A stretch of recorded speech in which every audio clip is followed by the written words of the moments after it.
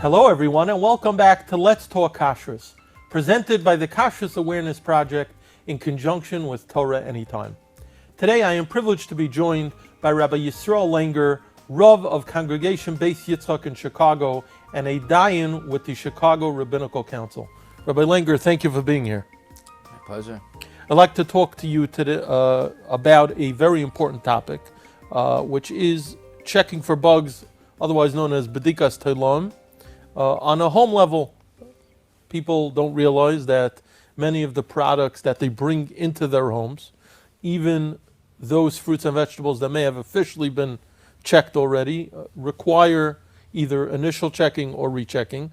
And so perhaps today you could give us a little overview about what concerns people should have when bringing fruits and vegetables into their homes, which items require checking, and then we'll discuss specific methods of checking. So when it comes to leafy vegetables, romaine lettuce, iceberg lettuce, all the different lettuces, herbs, these are all growing outdoors, and even when they're growing in greenhouses, bugs get in and they can infest a crop. In the olden days, the way some people still today, the way they check lettuce is they'll take the lettuce, hold it up to the sunlight, and see if there's anything crawling, see anything which looks like a bug. And as the Aruch HaShulchan tells us, that even things which are dak min hadak, they're very, very small and can only be seen, la'ar hashemesh, can only be seen by sunlight, those are considered to be insects as well. And you gotta be very careful when you check.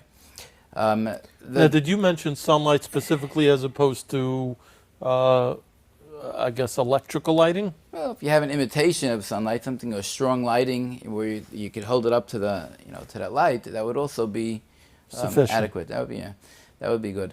The problem is that there are bugs that really get camouflaged into the lettuce. You have these aphids, green aphids, and it really takes on the appearance of the lettuce, which makes them more difficult to check.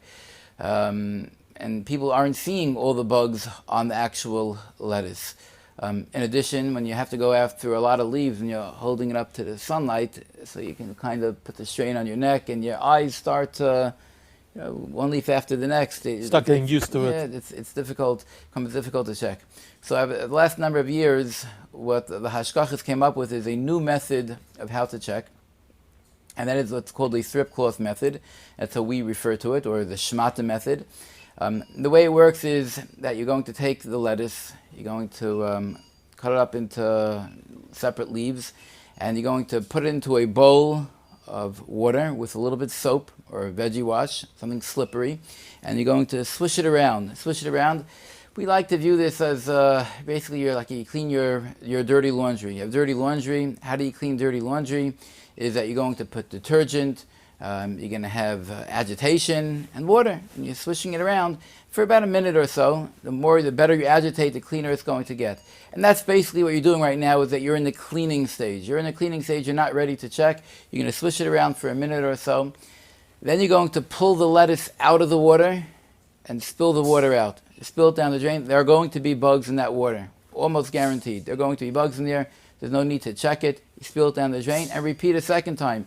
Put the lettuce back into a bowl of soapy water, swish it around for about a minute, pull the lettuce out, and again, you're likely to have bugs in it again, so you're just going to pour the water out. Now, we're going to put the lettuce back into a bowl the third time. Now we think that maybe there's a fighting chance. Maybe this lettuce is going to be clean. So the way it works is you're going to swish it around, just like you did till now. Put a little bit of soap in, swish, swish. Pull the lettuce out, and we're going to pour this water through what's called a thrip cloth. A thrip cloth is basically a piece of cloth which is fine like silk. You're going to sandwich it in between two strainers, and you're going to pour that water through that cloth. You're going to examine the cloth now on a light. You're going to get what's called a bug light. You're going to put the cloth onto that bug light, and you're going to examine the cloth very carefully. If you see that the cloth is clean, there are no bugs on that cloth, then we could assume, for halachic purposes, that it's not matzoi, it's not common for there to be any bugs left back in the lettuce. You just washed it 3 times really well, and no bugs came up on that cloth after that third round, we could assume, for halachic purposes, that that lettuce is going to be clean and ready to eat. Okay, so now we're going to go ahead and spill the water out of the bowl, and we're going to take that soapy lettuce and put it back into a bowl of plain, clean water.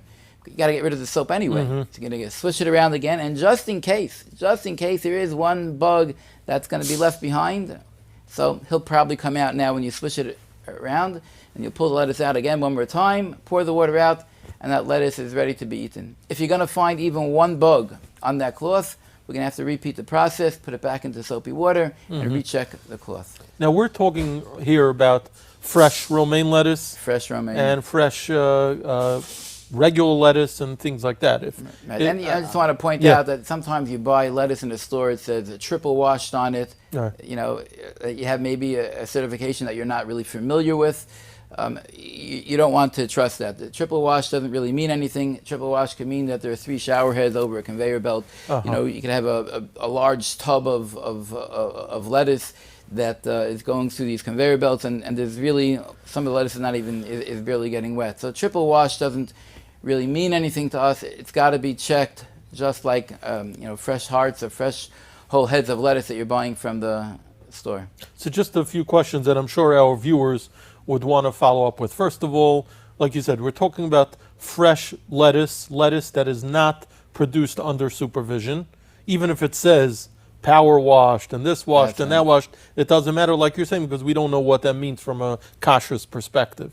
But if I go into a store and I see a sealed package of romaine lettuce leaves, and it has a reliable hashgach on it, that I could buy comfortably, bring it home, and I don't need to wash it? If you're comfortable with that hashgacha, you can rely on it, and you can eat that. You do not have to do any further So I don't have to worry that there was infestation from the growing process, nor from the transport process?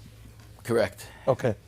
That's question number 1. Question number 2, if someone wants to follow through your recommendation of this aphid checking process, how do they get that paraphernalia? A bowl, I guess they just buy, but if they want to buy the aphid... Well, we call it the thrip cloth. The thrip cloth. Thrip cloth. You can call it an aphid cloth if you like. But we call it a thrip cloth or a shmata. You can buy it, you can get it online. It's called the bug checking cloth. You can get it at a lot of the hashgachas, the CRC, other hashgachas also. And that cloth could be used multiple times? Over and over. Until you just wash it off? Until the cleaning lady loses it, that's gonna, it's durable. Even if it catches bugs, you just clean it off and then you can reuse wash it? Off, correct. Okay. Correct.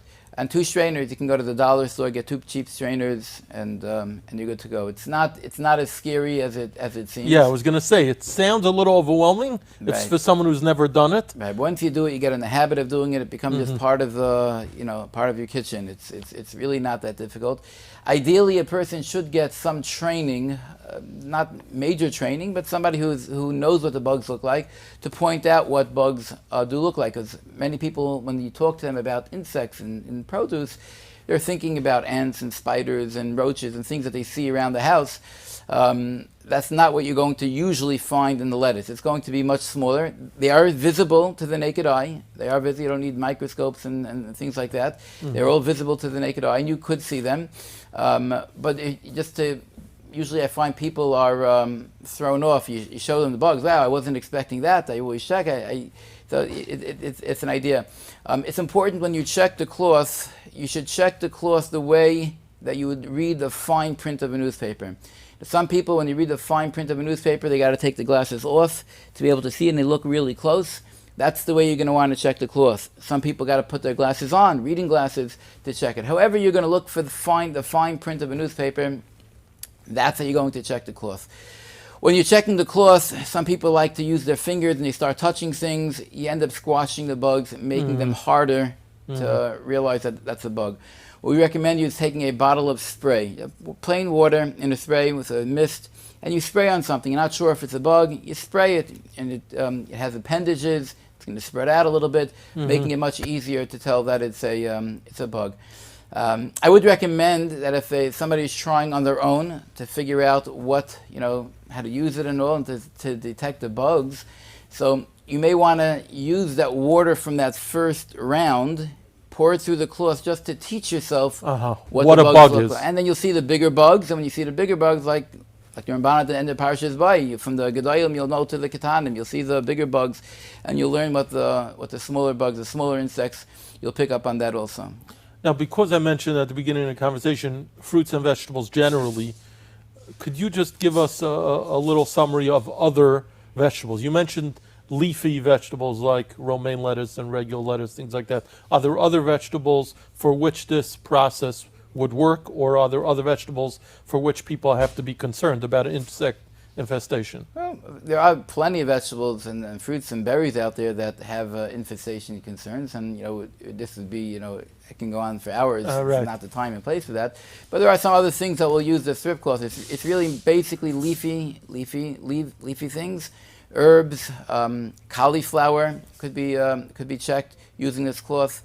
But that's basically what we use the strip cloth for. Got it. I wanted to ask you a question that comes up very often whenever we discuss Bedikas Tolayim on Let's Talk Kashrus, and in generally in the kashrus world, this question comes up, especially from lay people. And what they ask is, they say, we grew up 30, 40 years ago in a frum home, they had a frum mother, and in their house they ate broccoli and cauliflower and spinach and so on and so forth without such intensive checking processes, and they don't remember at least their mother engaging in these such intensive processes. And people wonder, what's different? Are we frummer now? Were people not as vigilant then? Should they have been? So what could you say about what may have changed between then and now? Yes, that is a question that we get asked quite often.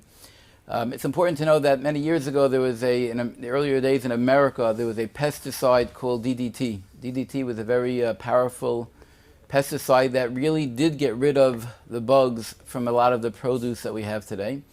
DDT became banned because it was allegedly killing out the bird population. So they banned DDT, and ever since then, it's just been getting worse and worse. So it could very well be that when you're back in the home and you're growing up, when your mother was making that broccoli, so there were no bugs in the broccoli. But today, today things are different. You'll say, what about before the days of America? What about in Europe? What about in Europe in those days? What did they do about it? They didn't eat vegetables then. So the answer is, if you look in the Chachmas Adam, Chachmas Adam indeed tells you. He tells you, this berry from that country, stay away from it, has bugs. This fruit from that country. And he writes, all leafy vegetables are malay, are filled with tolayim and need a very, very careful bedika. So this is not a new thing that we're creating here in the 21st century. This is something that's been around throughout all the dairos, and people have been very careful about it. We had a short reprieve in the earlier days of America, but things are just right where they always are. Now, you mentioned me prior to this conversation. We were schmoozing a fascinating Arachaim HaKadosh. I was wondering if you could share with our viewers. Yeah, so another question that we get asked often is, could it be Hashem made this world filled with delicious fruit and berries and blackberries and raspberries, and what are the hashgachas telling us that it's not recommended to eat these berries and it's not recommended to eat these fruits, these are too infested? Why did Hashem create it? He created it for us to eat and to enjoy. So Ar Chaim writes 350 years ago, he tells us that he asks, why are there fruits and the produce in his time more infested with insects than in the earlier generations? And he says that the bugs in produce come from what's called a zahuma, the zahuma, this poisonous avi, which is created by the avonis of the dar, created by the sins of the generation. And the more sinful the generation is, the more produce is going to be in the vegetables. And if you look around the world today and you see what's going on, it's quite understandable why our produce is mully and filled with all these tolayim. And I'll just add to this conversation, which whenever we talk about Bedikas Tolayim, either I or our guest mentions, is that every single bug that a person could possibly consume we're talking about 6 lavin, correct? Between 4 to 6 Maybe lavin. 4 to 6, up to 6 lavin. Depending on the type of bug. And so, there's a good reason that there's such careful attention paid to the insect infestation in our foods, and why people like yourself and other experts in the area of Bedikas Tolayim are constantly working to improve the methods of checking and also education as far as bedikas tolayim, enabling people to check their fruits and vegetables properly. And so we thank you for your wonderful avodas hakodesh, and we thank you for being here today. Thank you.